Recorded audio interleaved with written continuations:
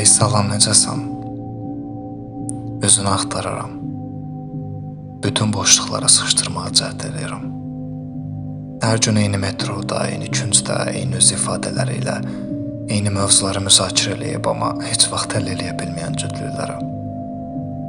Belini qapıya söyküyüb, əlindəki çek kağızını 100 dəfə qatlayıb açan adamın axtarıb da tapa bilmədiyi sualların cavabsızlığına. Hırıltılar, boş baxışlar, sonu gəlməyən dayanacaqlar. Fahişələrin gözlərinə zillənir gözlərim. Öz günahlarımın hənərtisini onların buz tutmuş baxışlarında köləmək istəyirəm. Metro dayanır, qaça-qaç düşür pilləkənlərdən. Hamı öz cəhənnəminə sarı üst tutur. Kimi taleyini salıb sındırır yolda. Kiminkisi o qədər bərkdir ki, qırılmır belə. Kimi itirir, amma nəyə lazımdır ki, sabah yenidən sil başdan yazılacaq bir taleydə davamlılıq. Hər kəsin hər yeni gün fərqli bir insan olaraq oyandığı bu şəhərdə nəyə lazımdır verilən sözlər içilən andılar. Ayağımı tapdaladı biri. Dönüb baxmadım belə. Bu hissiyatsızlıqdan deyildi, hörmətdən heç.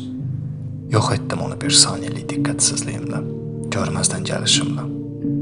Bilirəm bunun bir insanın ruhunda necə dərin iz buraxdığını. Evə qayıdarkən bütün binaların işıqları sönülü idi.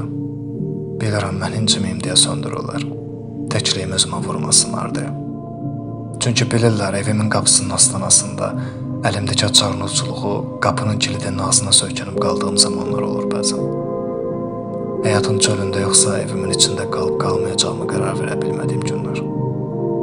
Onda biri itələyib içəri salmalıdı məni. Qapının kilidini də, ayaqqabılarımın bağlarını da düyün salmadan açmalıdı. Bu bəs eləyir. Çünki qaranlıqda əlləşəndə hər zaman açmaq əvəzini 3-4 dənə düyün atıram.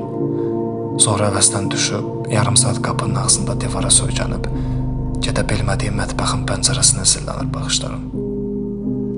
Az öncə gəldiyim zülmət göl, evin içindən baxanda daha aydın görsanır mənə.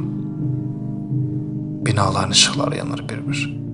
Sarı otaqlarda sağa-sola yeriyan silüetləri izləyirəm oturduğum yerdən.